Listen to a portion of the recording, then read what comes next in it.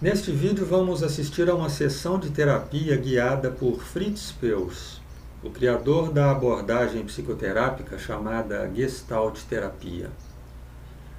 No vídeo temos uma espécie de encenação didática, uma ilustração do seu modelo terapêutico, mas serve muito bem para a apresentação de diversos princípios contidos em uma sessão de psicoterapia gestáltica.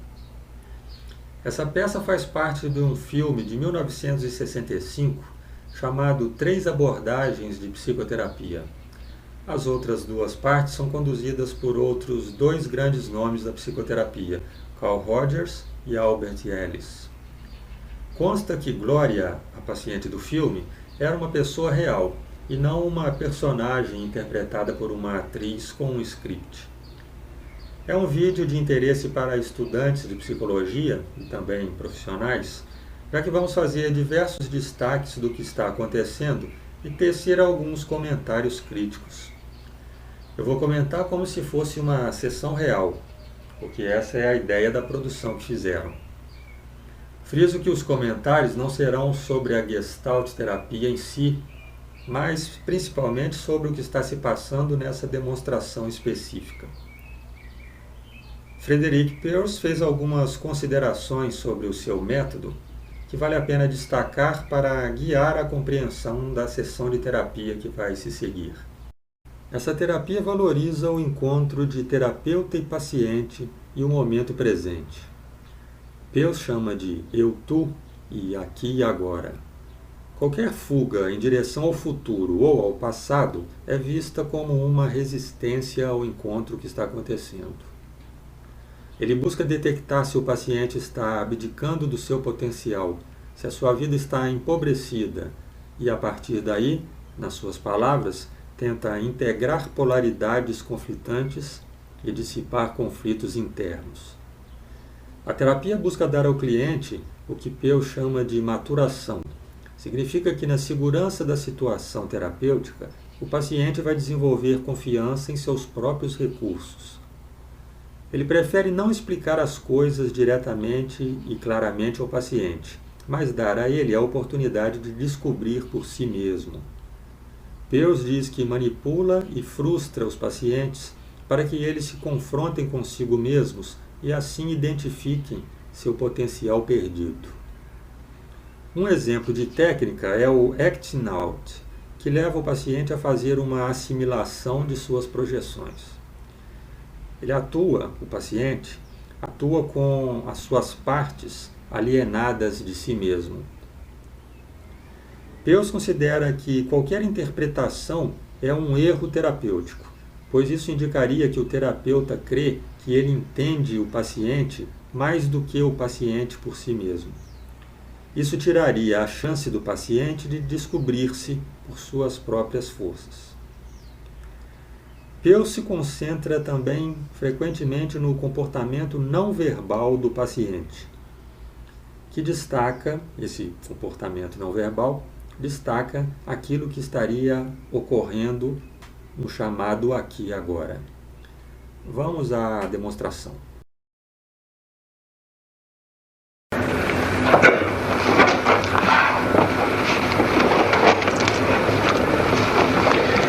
We are going to have an interview for half an hour.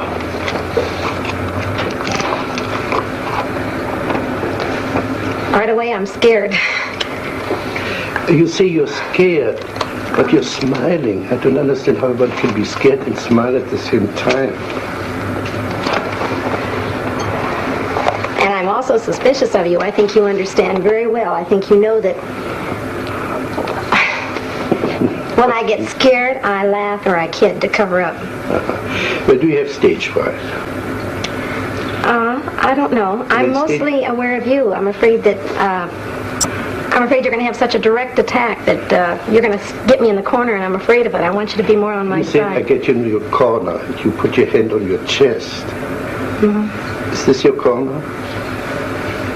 Well, it's like, yeah, it's like I'm afraid, you know. Where would you like to go? Can you describe the corner you like to go to?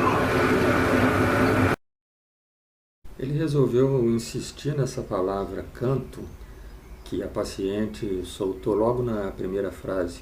Parece que essa palavra lhe chamou muito a atenção. Eu acho que esse tipo de destaque de importância para um termo, uma palavra que o paciente diz, é o caso de ser feito quando o paciente repete essa palavra várias vezes e aí demonstra que para ele, para ela no caso, trata-se de uma palavra com um significado importante. Mas nesse caso do vídeo, parece que foi apenas uma metáfora momentânea que ela disse e talvez nem signifique nada de importante para ela, mas para ele, para o Peus, parece que significou. Yeah, it's back in a corner where I'm completely protected. And there you would be safe for me. Well, I know I wouldn't really, Well, but it feels safer. Yes. Imagine you were in this corner, and you're perfectly safe now. What would you do in that corner? I'd just sit. Just sit. Yes. How long would you sit? Isso é uma forma meio estranha de compensar uma entrevista. Eu vejo o que aconteceu. A paciente acabou de chegar no consultório e, como resposta a uma provocação que ele já fez com 10 segundos de consulta, ela soltou uma frase falando alguma coisa sobre proteger-se no canto. Aí ele já envereda por aquele caminho, nem pergunta nada sobre as razões gerais, a queixa principal que a fez procurar o consultório. E ele vai desenvolvendo a conversa orientado por uma única expressão que ela usou uma única vez e para ele pareceu interessante. O que acontece com isso? Pode até brotar algum ramo interessante para a entrevista dessas perguntas repetidas.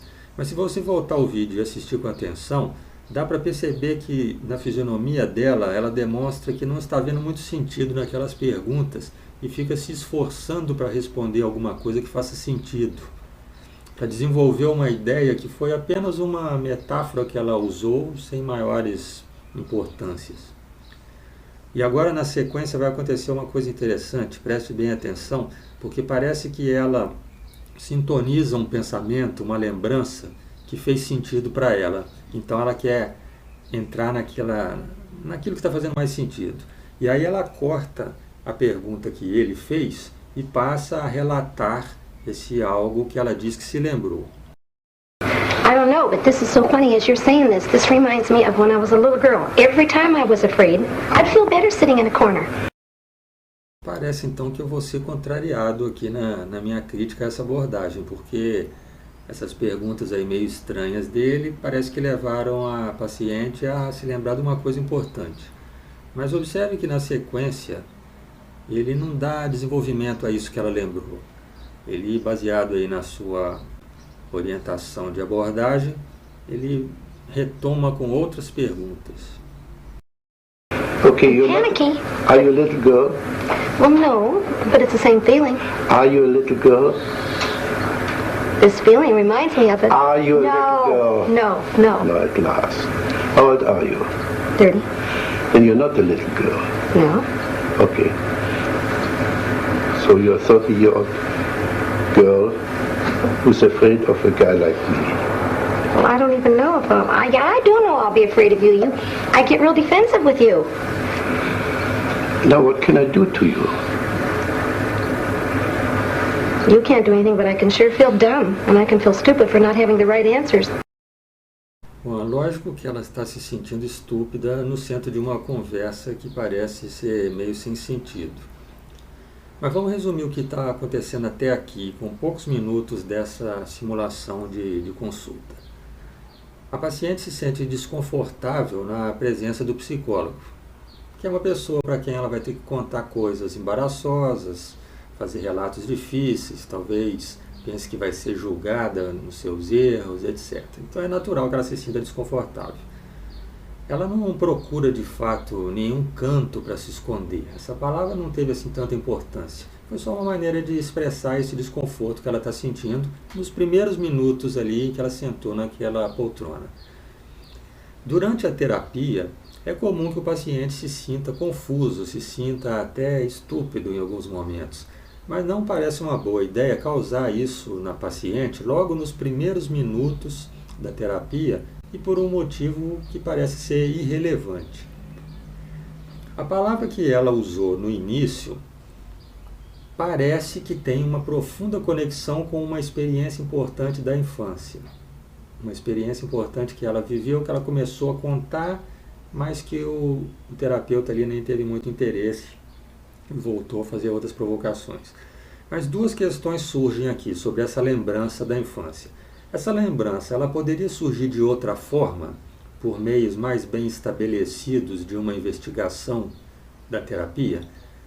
Ou teria que ser dessa forma, pegando uma palavra e dando importância a ela?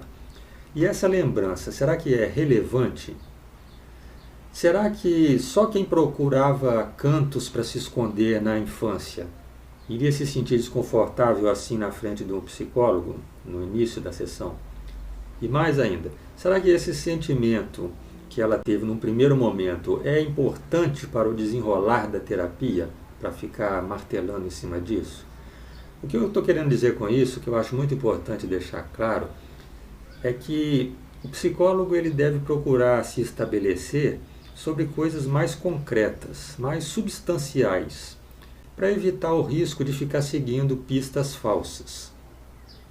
Parece assim muito interessante a forma de surgirem coisas por meio de associações com palavras.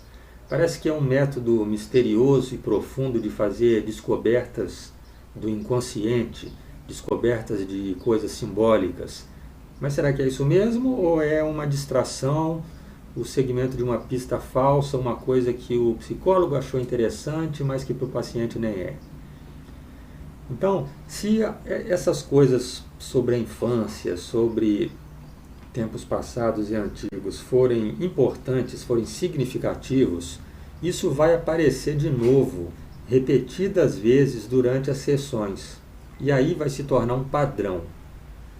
Espere até uma coisa se tornar um padrão para investir a conversa, a terapia sobre aquilo.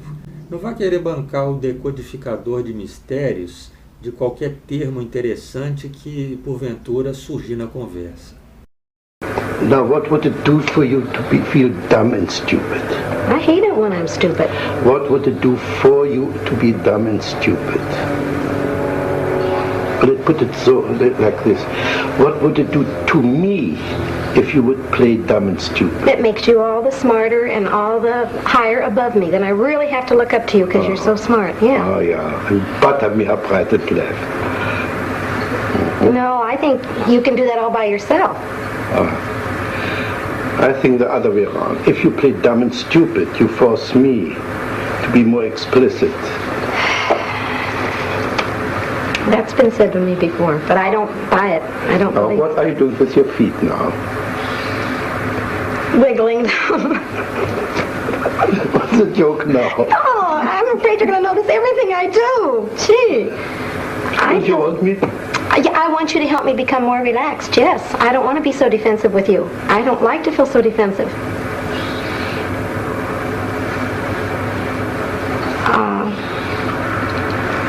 You're acting like you're treating me as if I'm stronger than I am, and I want you to protect me more and be nicer to me. Are you aware of your smile? You don't believe a word what you say. I do too, but I know you're going to pick on me for it.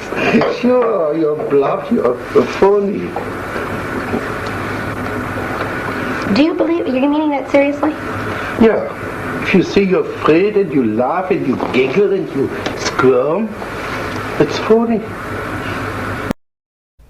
Já chega até a ficar um tanto desagradável essa confrontação toda. Ele resolveu fazer uma provocação atrás da outra e fazer disso o centro dessa conversa inaugural. E agora ele está colocando o relacionamento momentâneo deles, que por sinal acabou de começar, como se fosse algo crucial nessa conversa. Talvez ele tenha se inspirado para criar essa forma de conduzir no conceito de manejo de transferência que a psicanálise tem, e a gente sabe que ele aproveitou alguns conceitos psicanalíticos e modificou alguns outros. Mas eu arrisco dizer que mesmo os psicanalistas não iriam concordar com essa forma como ele está fazendo, principalmente tão prematuramente assim, no relacionamento deles. O que ele está conseguindo fazer é criar um clima desagradável. Se você tiver muita admiração por ele, por saber que é alguém famoso, você pode até querer concluir que aquilo ali é algum tipo de condução genial que tem um propósito por trás. Mas para mim está parecendo apenas que ele está sendo inconveniente. What did the performance for me? Oh, I resent that very much.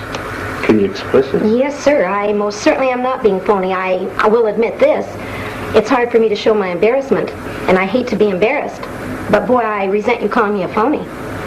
Just because I smile when I'm embarrassed or I'm put in a corner doesn't mean I'm being a phony. Wonderful, thank you. You didn't smile for the last minute. Well, I'm mad at you. That's right. You didn't have to cover up your anger with your smile. Now, in that moment, in that minute, you were not a phony. Well, at that minute I was mad, though. I wasn't embarrassed. In other words, when you're mad, you're not a phony. I still resent that. I'm not a phony when I'm nervous. Again. I want to get mad at you. You know what I'd like to do? I want you on my level, so I can pick on you just as much as you're picking on me. Okay, pick on me.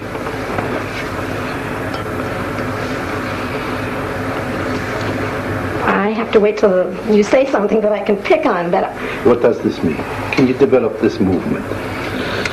I can't find words. I want to... Develop this, as if you were dancing.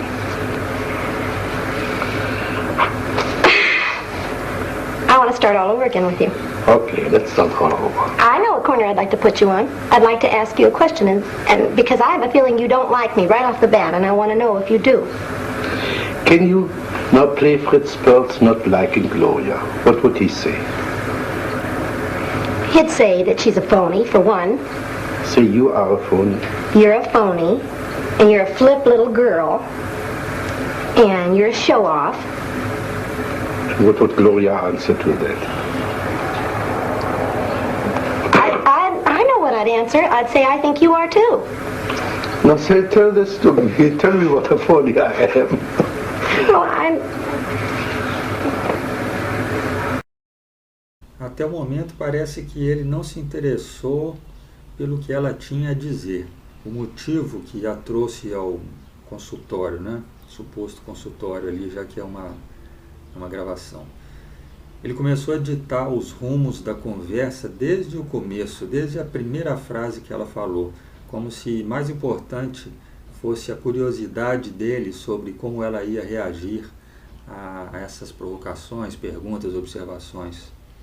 Você não pode direcionar a conversa antes de saber o básico do que a paciente veio procurar. Eu não sei se era assim mesmo que ele conduzia as suas sessões iniciais ou se ele se perdeu na condução dessa sessão porque era uma filmagem e aí se precipitou em querer demonstrar coisa demais em pouco tempo. Mas no próximo vídeo vamos esclarecer um pouco mais isso e descobrir como vai se dar continuidade desse processo que, sinceramente, eu estou achando muito estranho até agora.